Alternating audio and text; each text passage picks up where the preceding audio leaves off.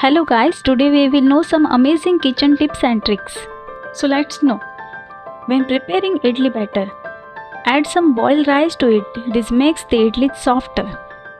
Soak boiled eggs in cold water for a while. This will make the peels easier to peel. Add a few pieces of ginger to the roti box. This keeps the roti soft and fresh. To check if the gram flour batter for making vada is properly prepared, drop a few drops of the batter into a cup of water. If it floats, the batter is the right consistency. To make crispy pakoras, add a little corn flour or rice flour to the gram flour. To remove the bitterness of bitter gourd, add salt after cutting it and let it sit for about half an hour. If an egg is broke, add 1 teaspoon of vinegar to the water and boil it. The liquid will not leak out. Don't store green vegetable in plastic. It spoils them quickly. Before chopping onions, cut them into 2 pieces and soak them in water for a while. This will prevent tears while cutting. Don't store potatoes and onions together. This will cause potatoes to spoil quickly. If making potato chips, cut the potatoes and leave them in cold water for about half an hour. Then deep fry them.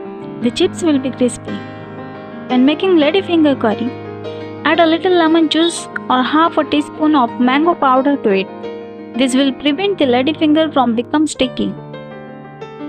When frying puris or pakoras, add a pinch of salt to the oil. This will help the pakoras absorb less oil, saving oil and improving your health. Instead of frying paneer in oil, soak it in boiled water for a while. This will make the paneer soft and spongy. Add a pinch of sugar to green vegetable when cooking. This will keep the vegetable color green even after cooking. When making pulao or biryani, add a little lemon juice to the rice. This will prevent the rice from sticking together and make it fluffy. To heat halwa or cold rice, use the double boiler method by placing it in water. When making jaggery tea, first boil tea leaves and ginger in water.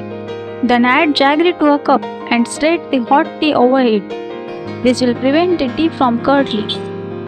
If any dry vegetable or flattened rice have gone stale, use a double boiler.